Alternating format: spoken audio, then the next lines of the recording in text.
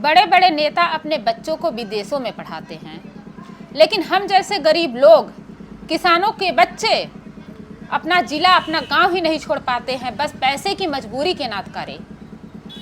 लेकिन वही नेता जिनको हम जनता मिलकर नेता बनाते हैं, वो हमें लोगों को नफरत सिखाते हैं।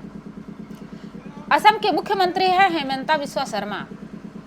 उनका कहना है कि अगर कोई मुसलमान रिक्शा चालक है, ऑटो चालक है, अगर वो 5 रुपये किराया मांगता है तो उसे 4 रुपये किराया दीजिए, उसे कम से कम किराया दीजिए। आखिर में इस तरह की बात एक मुख्यमंत्री कैसे बोल रहा है? क्या वो हमें नफरत सिखा रहा है? अपने बच्चों को तो विदेशों में पढ़ाकर उसका करियर सेट कर रहा है एक नेता, लेकिन हम गरीब लोग जो अपना जिला ही नहीं छोड़ पा रहे हैं, अपना गांव ही नहीं छोड़ पा रहे हैं, हमको नफरत सिखाने की कोशिश कर रहा है।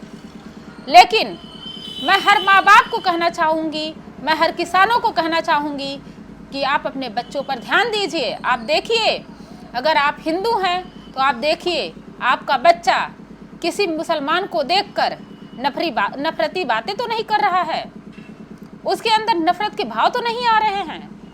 अगर आप मुसलमान हैं तो आप देखिए कि आपके बच्चे के अंदर किसी हिंदू को लेकर नफरत के भाव तो नहीं आ रहे हैं। अगर ऐसा आ रहा है तो आप अपने बच्चे को बचा लीजिए, अपने आप को बचा लीजिए, क्योंकि ये जो बड़े बड़े नेता हैं, इनको ना फायदा मिलता है नफरत फैला के।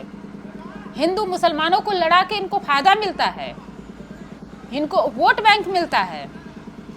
एक समय था जब अंग्रेज हमारे देश में आए थे तो हमारे ही लोगों को आपस में लड़ा दिए थे, हमारे ही देश के लोगों को नफरत सिखा रहे थे कि आपस में तुम लोग लड़ो, इससे उनको फायदा होता है।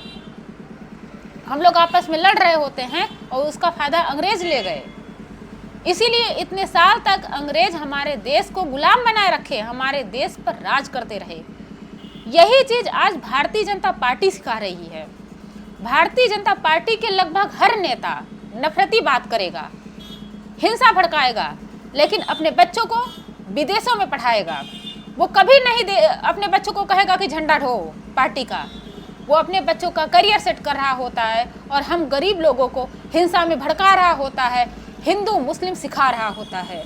तो आप अपने बच्चों को बचा लीजिए, मैं हर माँ बाप से यही कहना चाहूँगी।